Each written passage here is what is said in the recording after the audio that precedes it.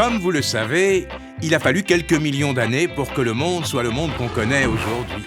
Une veine pour les archéologues, qui savent lire dans le passé. Tiens, des hommes ont vécu là. Mais oui, des indices bien rouillés après tant d'années. Pas de panique, nos experts sont là pour fouiller et tout analyser. Alors voyons.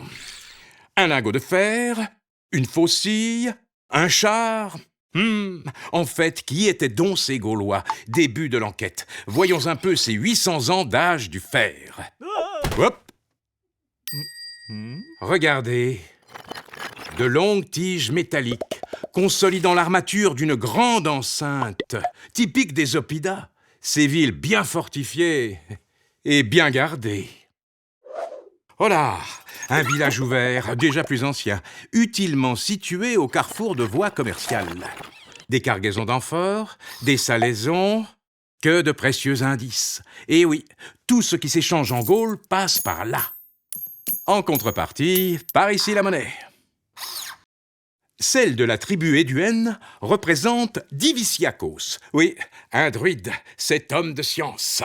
20 ans d'apprentissage pour tout mémoriser. Astronomie, justice, politique, médecine, divination, religion.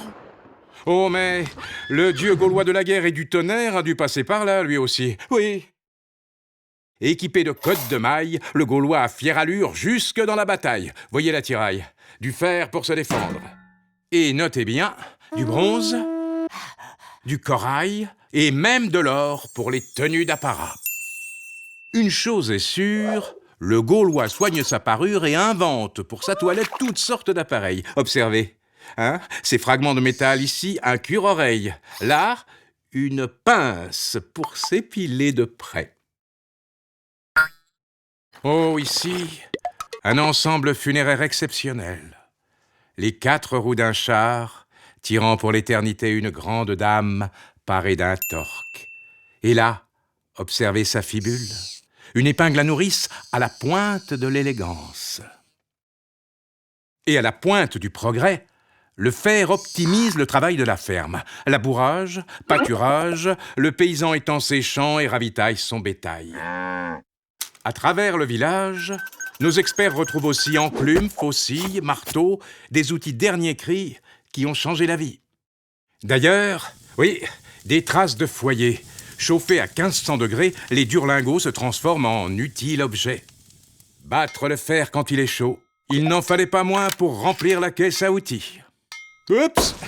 Attention à cette pointe qui dépasse. Oh ça, c'est le clou de l'âge du fer. Oui, il fallait y penser et les forgerons l'ont fait.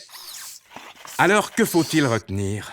En ces temps pionniers de la maîtrise du fer, c'est en forgeant qu'on trace son sillon, qu'on bâtit sa maison et qu'on se hisse à la pointe des civilisations. Ah, il en faut des générations pour que le monde devienne le monde tel qu'il est aujourd'hui.